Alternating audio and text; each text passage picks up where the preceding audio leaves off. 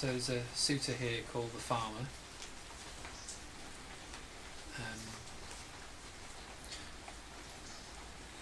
Now, on that occasion, the Blessed One was instructing, exhorting, inspiring, gladdening the bhikkhus with a Dhamma talk concerning Nibbana.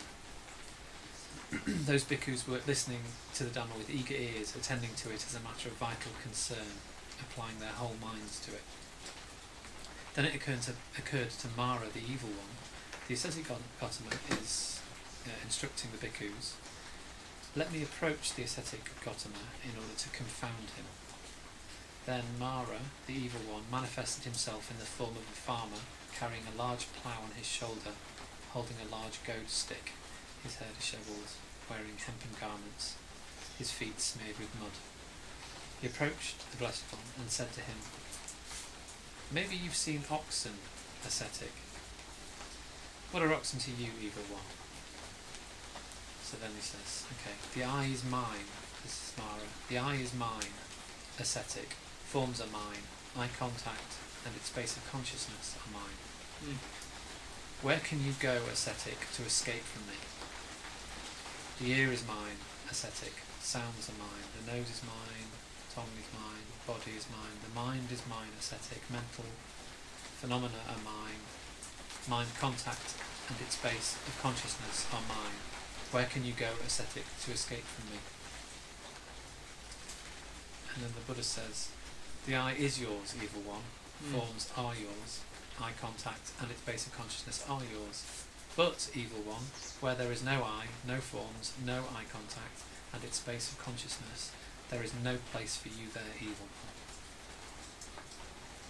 The ear is yours,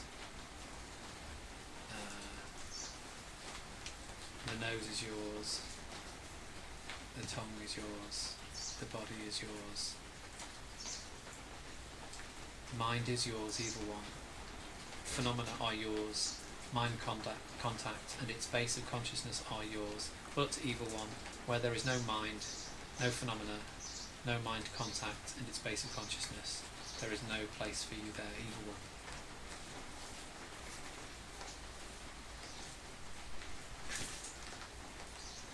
Then there's a verse, Mara says, that of which they say it's mine, and those who speak in terms of mine, if your mind exists among these, you won't escape me, ascetic. And the Buddha says, that which they speak of is not mine. I'm not one of those who speak of mine. You should know thus, O evil one, even my path you will not see. Then Mara, the evil one, has appeared right there. So it quite clearly illustrates where the problem is. So the problem is not in the eye, in the sights, in the consciousness established upon it. It's not even in the pressure that eye exhibits, the sights exhibit on you. The contact, usually translated as contact, but it's really like pressure. None of those is a problem. Problem is regarding it as mine. Problem is having the assumption of ownership in regard to it. And on many other occasions that's what Buddha said. It's because you take that which belongs to Mara, Mara does with you what he pleases. What is it that belongs to Mara? Eye belongs to Mara, sights belong to Mara, eye consciousness belongs to Mara, nose and so on, everything else. So how do you then escape Mara? How do you then escape suffering without destroying eyes, sights, sounds, smell, taste, touches, without avoiding contact, without giving in to pressure, without trying to deny pressure? By not taking ownership of them. Yeah, and how would that be done? How would you not take the ownership? Because not taking ownership, you can own that. Yeah. The attitude of nothing is mine. Yeah. But if you see, like the Buddha's saying here, the eye is yours. So if you see that which everything kind of depends on isn't mine. Well, just seeing that eyes cannot be yours. Yeah. Sights cannot be yours. Yeah. But the only way to see that correctly is to see that they cannot be yours through your current mistaken ownership. That's the important point, crucial point. So that's the crucial point. You need to see, because see, you read that sutta and the Buddha said, I'm not the one who says mine, I don't use mine. And people say, oh, so I must stop saying mine. As if just by not saying mine, you somehow transcend the mistaken ownership by avoiding to label it. But mine is the state of mind, as the same verse says. The mind is there, and it regards things as belonging to it. So, although it's a mistake, it's real as such. So first you have to accept that ownership is there. That you regard your senses as yours, sights that please you, sights that displease you. Basically you regard your body, the basis of your body, the basis of your experience as belonging to you. So within that ownership, you then need to discern that these things are actually impossible to own. Not in response to your ownership. So, ownership is a problem, so I will go around and keep telling myself that I can't own these things even if I want to. But the only reason you're doing that, or rather the reason you're doing that, is rooted in you trying to basically get rid of the ownership, and you own that. Because you're acting out of the same ownership, you're affirming it, you're craving for it, craving against it, craving is there. So accepting that there is ownership, and it's not a matter of choice, because as long as there is eyes, there is ownership. As long as there are sights, there is ownership of it. So allowing that ownership to endure, but to see that it's dependent on something. Once you become skilled, so to speak, in not denying ownership, not acting blindly out of it, but seeing it for what it is, practicing restraint in regard to it, sure, but allowing it to endure, then you can get to see what's within that ownership, which is the basis, necessary basis for that ownership, which cannot be owned. The basis for that ownership. What makes that ownership possible in the first place? Can't be So what is a necessary condition for the ownership of eyes and sights? Like things that please me. I wanna go and look at something agreeable. What is a necessary basis for that experience? The body. The body, exactly. Or more specifically, the eyes, and things to be looked at. So, say, like in half an hour, you want to go and, I don't know, watch a parade, see a movie, whatever it is, something you want visually pleasing for you. So you have the prospect of engaging with sights, and you accept it, you get ready and you start going wherever that is happening. But so you're already committed to that, and from the point of like even before when you just decide to do it, to engage with the sights, there is a necessary basis. There's a prospect of those sights, possibility. They need to be there to some extent, or at least there is a likelihood of them being there. So your entire project of planning to engage, making effort to engage with a sense object, is fully within necessary basis of those things, necessary container, necessary dependence upon those things. And then you go there and turns out the movie is cancelled. Yet this whole time you were acting as if it were there, failing to see that the necessary basis doesn't matter how much you're in control, how many, like you can afford a ticket, you can get there in time, you book your space, everything, all of these things you can control are fully within the necessary base of things that fundamentally cannot be controlled. Such as things get cancelled, things get destroyed. You die on the way up there. So that might not be obvious to some, that it's not just sights that have the eyes necessary basis, but any possibility. Yeah. So on the level, that's why everything starts basically and stays and maintains itself within the mind, enduring. Yeah. So when you have the prospect of going to see the movie, there is no movie present here. It's just a thought, and you're not seeing any of that. But that thought stands for what your eyes are at the time. As in, that's why all the senses, the five senses, meet in the mind. That's where they're discerned. And it may even be something that's not attended to, like consciously attended to. You know, like people make decisions to go and watch a film without like, I'll just do that. They're not even kind of and you don't need to sort of analyze it. Oh, but like, so the necessary condition for making the decision. No, you just, whatever you're about to do, you see it as an arisen prospect that endures, and you can then exercise either restraint or giving into it. If it's wholesome, you can do it. If it's unwholesome, if it's rooted in desire, if it's rooted in distraction, you restrain yourself. You don't do it. Either way, prospects will be in your mind for doing this or doing that. You cannot not do anything. If you say, I'm not doing anything, that you're doing. So once you have sort of eradicated engagement, careless engagement with prospects that are rooted in desire, then the ones that you can do, you then get to understand how, like, basically the threshold where your commitment sort of overreaches, so to speak. Oh, I need to do this. That's fine. You don't necessarily need to be emotionally invested in doing it.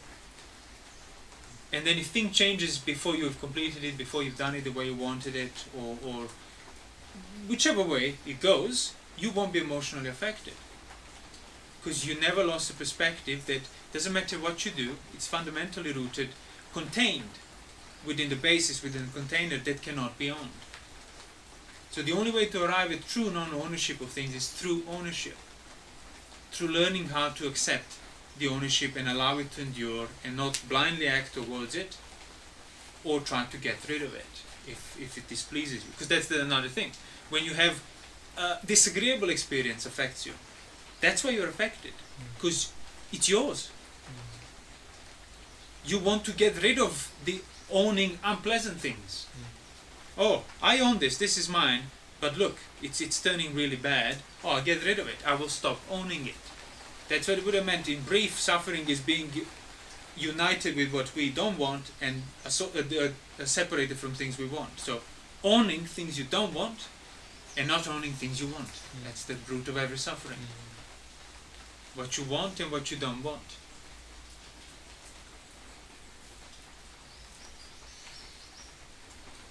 So that's why, like, the sense restraint needs to come first, because ownership is there, which means you're already acting out of it.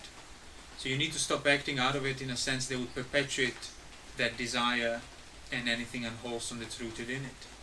It still won't free you from the ownership, but it will certainly set up things to be understood, as in understanding ownership in that sense that you're not emotionally invested in it. And that's the true ownership, true lack of ownership. It's not like throwing away things you own, destroying them. Because then, if that were the case, we'd say you just have to pull your eyes out and you're free from ownership of sights. The true ownership is not being pressured by those things, not owning the contact of them, not being contacted by them. Mara says that of which they say it's mine, and those who speak in terms of mine, if your mind exists among these, you won't escape me, ascetic.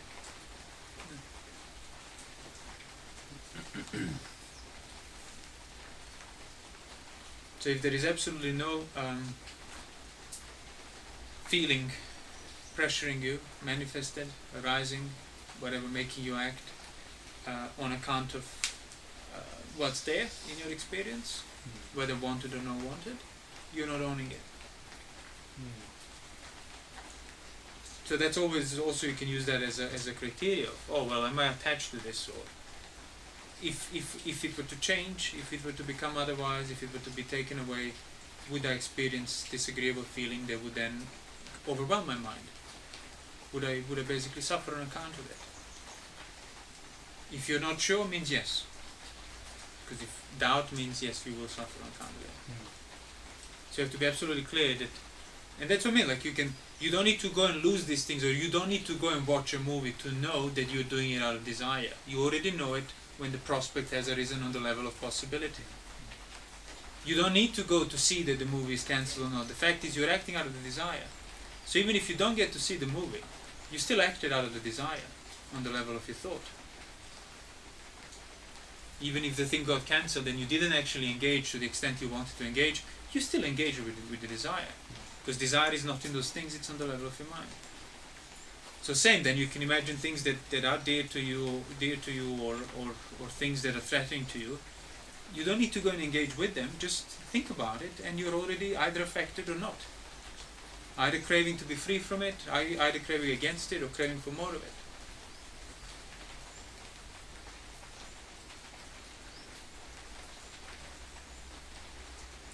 It's like the sutta where they're in Jeta's wood in Savatthi, and the Buddha says, would you be upset if They someone come came like along the sticks, and took away all those branches sticks and and twigs and stuff. leaves and things? Yeah. And he said no. Yeah. Because why? Because they're not ours. Yeah, because you don't care about it. Yeah. You absolutely have no emotional interest in random twigs. Yeah. He says, well, that's how you should regard your body, Yeah. your eyes, Yeah. and everything else. But as I said, certainly in the beginning of that practice, the attitude will never, like, somebody comes and reads the sutta and immediately you think, okay, so ownership is bad. And yeah, ownership is the root of suffering. So then whatever you do, well, in the beginning you won't be able to see that whatever you do will be on account of trying to get rid of the ownership. But the only way to get rid of the ownership is to accept it and understand it. You can't understand it if you keep trying to get rid of it. Yeah. Oh, it's not self, there's no self, but it's anatta, or like, oh, look, that's attachment, just throw things away, just get rid of stuff. Like, you are not understanding ownership, because whenever you face it, you're just turning away, trying to deny it, get rid of it. Isn't it that whole, trying to treat anatta as denial of self, so you can still do the things that you used to do, Right. but just don't. And provide an explanation for it. They don't belong to you anyway, so thus it's okay. Yeah. So the whole, sexual intercourse is okay because I'm not it's not me, sure, it's just the body, sure. it's animal instincts, and Yeah. I'm an animal, human animal. and Yeah, therefore I can do that's this. even more dishonest, basically. But yeah, I know. But what I'm saying, like, you must have abandoned that attitude through your behavior, even before you can become aware of the ownership on its own terms. Because that's the point. Like, people can read and declare themselves Buddhist and then just say that nothing is real anyway, nothing belongs to me, I can do whatever I want. No, only if you're an arahant, the statement nothing belongs to me is true. So are you an arahant? No. Thus you saying everything is anatta is false. For your experience, it's a lie. Yeah. Or wishful thinking. Wishful anyway. thinking, sure. Yeah. Based on the assumption that if I keep telling myself this, I'll be fine. I'll be fine. So that for me, it's very dishonest. Like, you're lying to yourself by doing that. Same, like, I can do these things without attachment. Then don't do them. Don't do them at all. Yeah. If there is no attachment, there is no pressure. And that's another sutta where the Buddha said, sometimes I ask monks to abandon some little trifle thing, something not so important, but it's still kind of an obstacle. So the Buddha would ask them to stop doing that. And then some monk said, well, look, this is nothing. I can stop this whenever I want. And because of that, he doesn't stop it. And he gets fatted by it, because he didn't stop it. Stopping it, doesn't matter what you think about it, stopping it will free you, not stopping it won't free you. So you think you can stop it anytime, and it's true, you can stop it anytime. And because of that thought, you don't stop it at any time. And so then another monk who says, oh, this is trifle, this is little, this is insignificant. And then he makes the effort and he stops it. He's free from it. And then the simile said the first monk, the one who doesn't stop it, is like a quail, who is sort of tethered by the rotten ropes and tiny little strings, but the quail is weak, and that's more than enough then to keep it tied.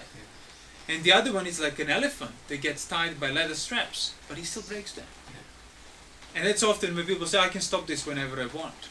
But what you can't want is to stop it whenever you want. You can't want to stop it. If you were to want to stop it, then you could stop it whenever you want. But you can't want to stop it. And that's why you end up not stopping it. So like when people say, oh, you can have sexual intercourse without being attached. That's ridiculous. I mean, not just that the Buddha said millions of times that's impossible in the suttas, but also, like, how can you even engage to any extent of, like, physical pursuit of sensuality without being pressured by it, without accepting it, without acting out of it, and that's already attachment. That's already you are acting out of craving. That's a simile of the snake, and it's got a small verse. It says, bhikkhus, that one can engage in sensual pleasures without sensual Perceptions. desires, without perceptions of Yeah. sensual desire, without thoughts of sensual desire. That is impossible. Yeah. That's what I was saying. So even before you go and get to see the movie or see that the movie is cancelled, you've already engaged with sensual aspect of it by deciding to do it. Yeah. That's on the level of the thought. That's already sensual perception. So sensual perception doesn't matter if it's the actual movie or of the thought of the possibility of the movie. Yeah. Perception of the visual domain, which is both actual and possible, is there. Basically, it's an image It's an image, on sure. account of which Yeah. you've been pressured. Yeah. So you already accepted the desire on the level of your thought, and that thought remains enduring. That's the whole point. If say your desire of the thought of your desire, you accept it and then it disappears, you wouldn't know where to go, what to do. You wouldn't have context for your action of seeking such and such movie or entertainment or group of people or fun. That desire remains. And that desire makes every further engagement within it to be within that desire. So that's why you can't necessarily judge things externally, whether this is always desire, this is not always desire. Sexual intercourse, it's always desire. Killing, it's always desire. Things that basically are clearly against the precepts are always rooted in desire. But there are sometimes things that can be rooted in desire internally, but not always. Sometimes they're not necessarily rooted in desire. But if you were to only judge things externally, means it's always desire. Look, he has these possessions, he's always attached to it. Look, he's eating, he's always craving for his food. But you can actually not accept desire on the level of the thought, and then even if you eat, none of those actions that follow would, well, now they would be within non-acceptance of desire. Yeah. And even if you practice restraint, if you accept desire on the level of thought, and then restrain yourself physically or verbally, you're still within the desire. Because that's where desire is rooted. So on the level of accepting those possibilities, those images in your mind, like, I want that, I don't want that. So your restraint is determined by your desire. What do you mean? Sorry. You mean, so even if you're restraining yourself, Yeah. Well, It's- like restraint is necessary and good, yeah. but it will still be within the desire. And then when the mind is uprooted from that desire, Yeah. or rather desire is uprooted from the mind, then like even if you're like, look all the nice food he's eating, that doesn't mean he's attached, and that's what the Buddha said himself. Yeah. Sometimes he gets those, queens and kings serving with their own hands the finest possible food, and there's absolutely no desire in his mind.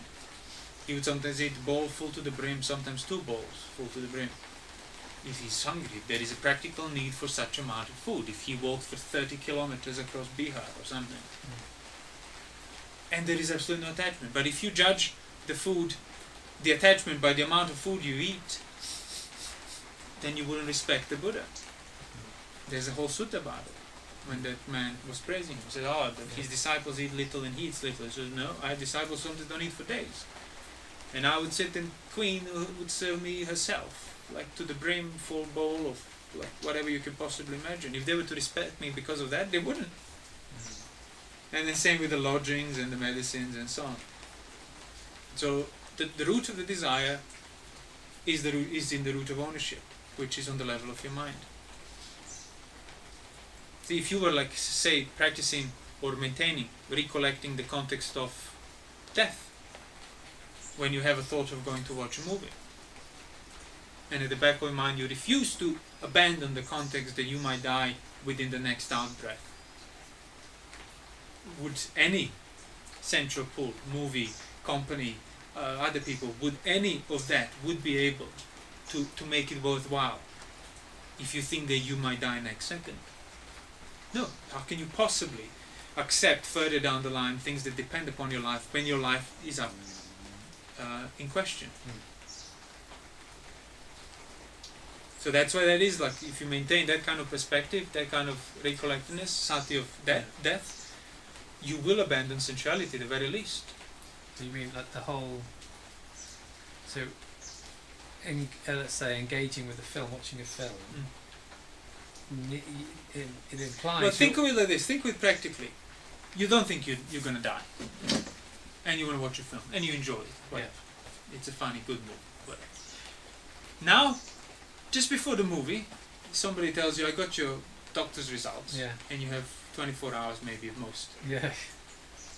Would you go and watch the same movie and spend 3 hours watching it? Or even just you got 6 months to live. Sure, You got sure, cancer, sure. 6 months to live. Even 6 months. I'll Even think less about that acute. later. Even less No. acute. Yeah. Yeah. When somebody reorders the importance Yeah. of the context for you, would you then engage with the movie? Yeah. It would be like you would have no desire for it either. Yeah. So the necessary basis for your desire is lack of context. Yeah. And that's it. You think you can own the eyes. You think you own the eyes. You are the owner of the eyes. You took that for granted. Thus now let me find things that will engage my eyes pleasantly.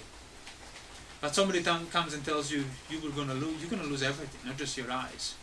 How can you possibly then care for random sights, sounds, smell, taste, touches?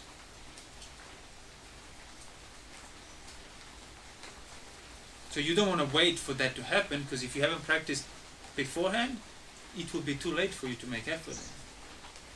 So you want to start basically regaining, re-clarifying, recollecting this perspective that is there. You are truly, like, the movie can be cancelled or not.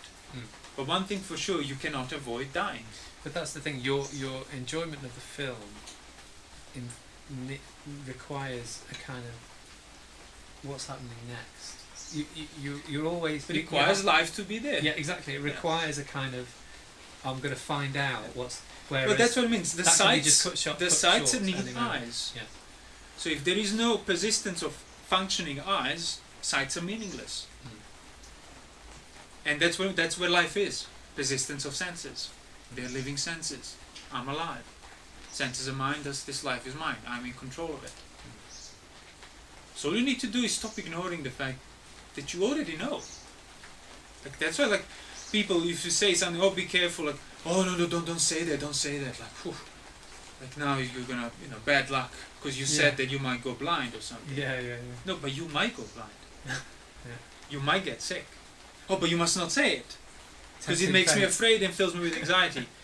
How could that be possible if you're not truly liable to it? So it really reminds you of anxiety and fear. Fear and anxiety are the reminders of that which you are liable to. So when I say, oh, please don't make me scared about, that I'll die or go blind and lose my senses, means just don't remind me of what I already know, what I am subject to.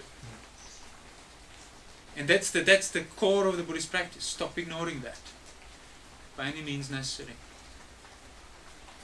The divine messengers, again, it's not like some poetic inspiration of how everybody will die. No, it's recognizing that it doesn't matter what you do, to what extent, for how long, how many times, it doesn't matter. Yeah. You are live. You are at any time subject to death, subject to change, subject to loss. Basically, at any time you're not in control of your own basis of your own experience. And so firstly, that's always the first step, recognizing that you're subject to birth, subject to sickness. That's the first step, and that's the step within which every other step is And contained. there was that sutra on the search.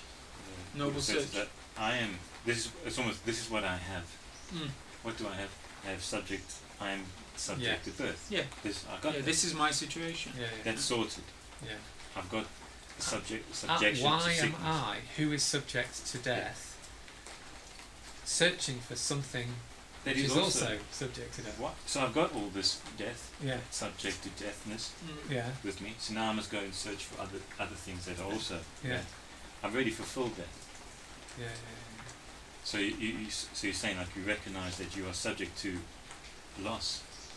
You're subject to that, actually. Well, you don't really, like people, what you just described, that's not understanding you're subject to death. Like people might say, yeah, I'm subject to death. And then you see what you're going to do next. If your next move is within something that's also subject to death, means you're using that to basically distract yourself from the fact that you're subject to death. So you're not really staying on the level of I am subject to death, because if you are, you would genuinely lose the desire for any further engagement down the line of death. It would be inconceivable. So am I fully turned away from these things that are further within death? No, it means I haven't fully understood what means being subject to death means. Sorry. But as the Buddha was saying, that's what the sense of urgency. Yeah, why must I go and seek that which is also subject to death? Also subject to sickness. And that becomes apparent when you truly feel that sense of urgency that you're subject to death, and then, well, I feel this, it's way too threatening, too unpleasant, too serious to ignore. So how can then I possibly go and search further things that are within that death? But it's not on the level of just reason it. You can't just reason it. Or rather people can reason it, which means it's going to be rooted in you trying to avoid it, or you covering up the perspective through your reasoning of it. Because practically speaking, it will be impossible to engage with sense objects if you're within the context of death. It's impossible. So then you reverse that and have a look. Am I engaging or not? Yes, means I cannot then at the same time think that I am established upon the context of death. Because I am engaging, I am still wanting these things. Now, as I said, literally, so if you have 24 hours or even less left to live, and there is possible way out from that perilous situation, death that awaits for you, what would you choose? Finding the way out of death? Or let me go and watch this movie and like make the most of my time that's left. It's the choice is automatic.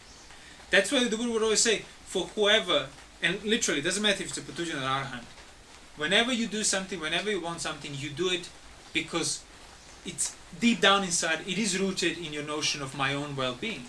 Always. You engage with desire because desire is unpleasant. So through engagement with it, you try to get rid of the pain. You engagement in pursuit of arahantship because you understood that underneath it all, again, it's you're subjected to pain. So your own well-being is basically overcoming pain. It's just by what means you do it is going to make you bound to pain or free from pain. So when it comes to such a clear-cut choice, death waits for you, possible escape or ignoring it. The choice is automatic.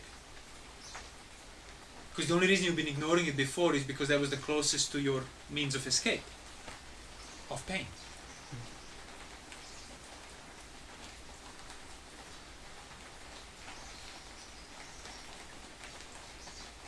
That's quite a thought to have if you weren't told before that. Yeah.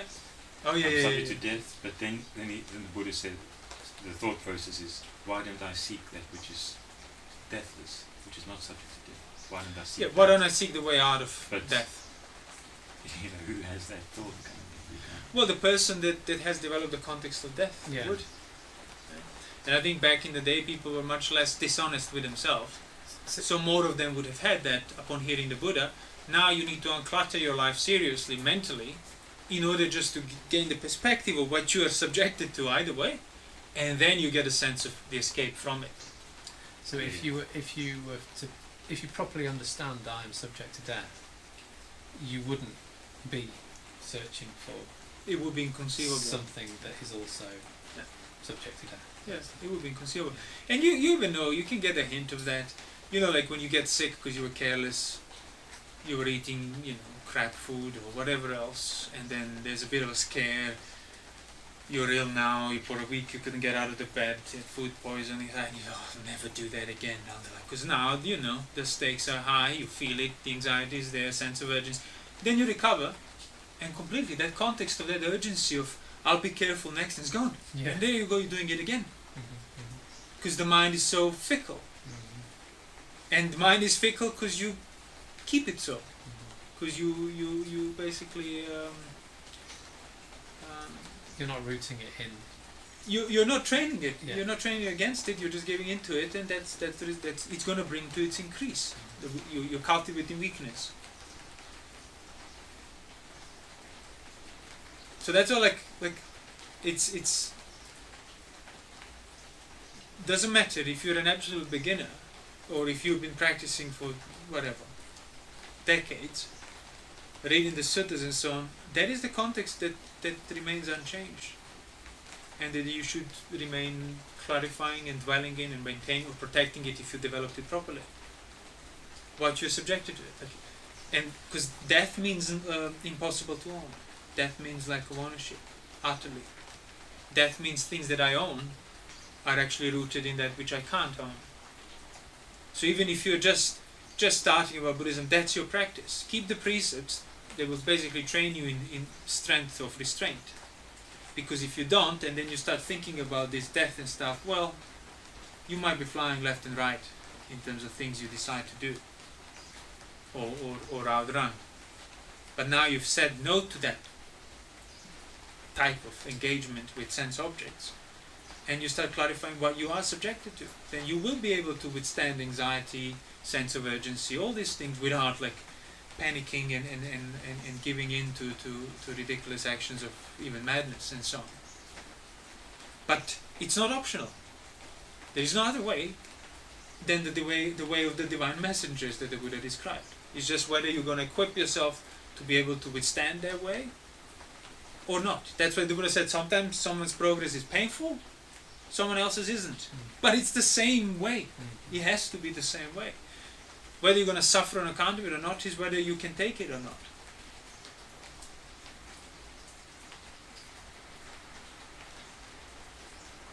So even if somebody is not interested in the complete freedom from suffering and arahantship, a layman, but still values the Buddha's teaching, that's your practice. Keep the precepts, and whatever you engage from the moment you wake up, the moment you go to sleep, try and have it against the backdrop of I am subject to death. I might not live the next day. And then everything will be, well, it will even out. Even as a layperson who still engages with family, sensuality, duties, distraction, it will significantly even out.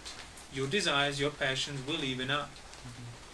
Because you refuse to like give in completely. You keep at least 1% of your decision to engage, have it against the fundamental context that fundamentally things will be taken away, cannot be mine. That's basically beginning of wisdom, even for a householder. And you could see how different that is, like actively thinking the thoughts of the context that you're subjected to, as opposed to having your practice of just mindlessly watching your nostrils for an hour a day and then go about carelessly giving into desire and everything else because you've done your duty.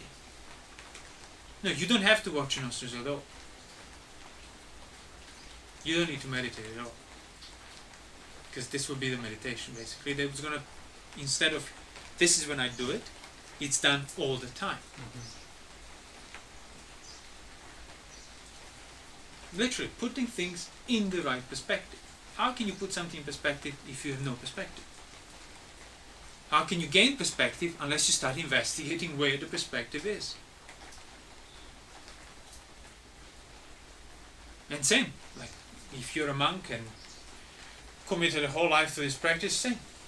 Whatever you're about to do, whatever you're doing against it, like, you might not live through this. So it's a valid thought. It's a valid context. So could you say then, say a layperson's meditation could be just, rather than staring at the nostrils for half an reflection. hour, thinking about, clarifying the death. There is no samadhi without sati. And sati, as we said, it's recollecting the right context. So that's your samadhi. When that context, it becomes less changeable or harder to lose, you can say you have samadhi. So, yeah, absolutely. Your practice of samadhi and concentration should be practice of recollecting the right context. Which context of death, context of aging, context of sickness, context that it's impossible to own the eye organ, it's impossible to own the nose organ, and so on. Like if I cannot own these eyes, how can any sight, sound, any sights that come through it or any sound, how can that possibly be mine? When like sights are inconceivable without the necessary basis of eyes, functioning eyes. Yeah, think about that, feel it. The sense of urgency, allow it to endure, and restraint will become effortless. Or certainly it will require less effort. Why? Because you realize by not engaging, I'm not exposing myself to risk of death, of losing, of being. That's what Buddha compared going down the path of sensuality is like climbing up the tree to eat the mangoes at the top. And then exposing yourself to risk of falling down, somebody chopping the tree. Millions of reasons can happen to that tree. Unless you come down, you will suffer on account of them. If you come down, it doesn't matter if somebody cuts the trees. Doesn't matter if somebody burned the whole cinema down. I lost desire in watching movies there. It will not affect me.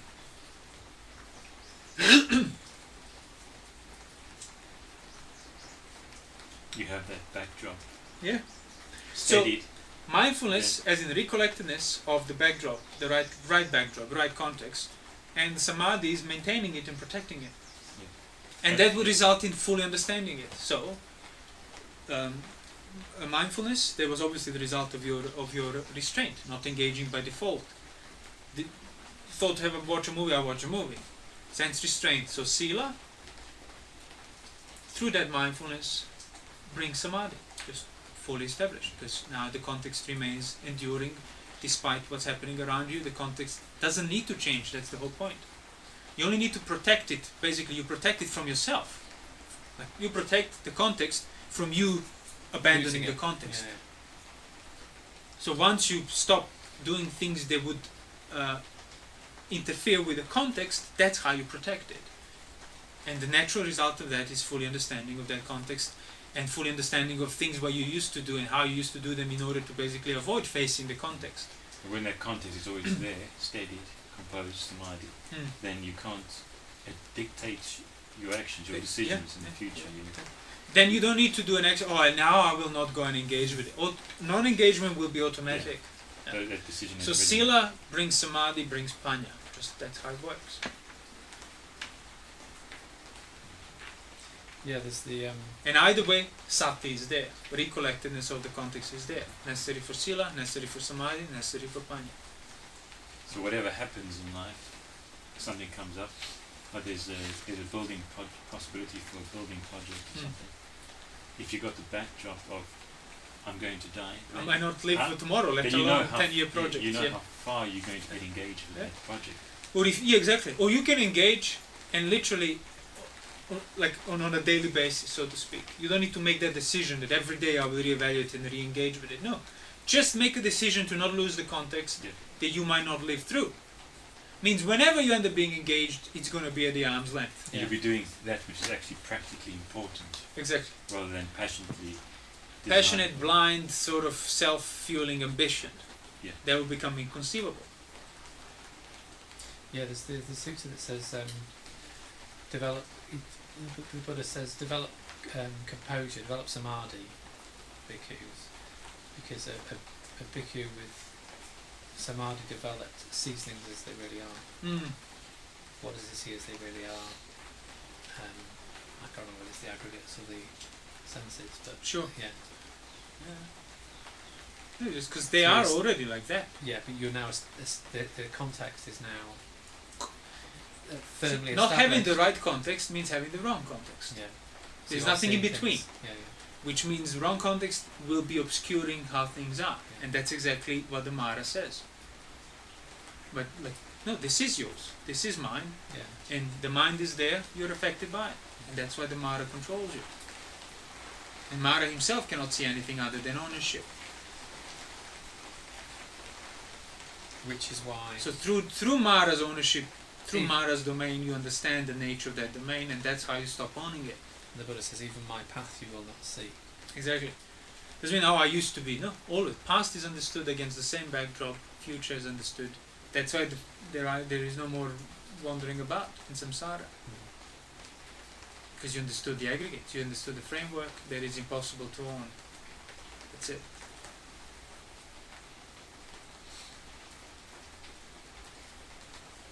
And that's what we said before. You can't lose what you recollected accidentally. So if you recollected the context of death correctly, you don't need, okay, I'm going to die. No, you recollected, it's there. All you need to do is keep a corner of your eye on what you're about to do next. Not what you're doing, but what you're planning to do. You're always planning something to do. It's always implicit. Possibility of extending what I'm doing now, whatever, has to be there.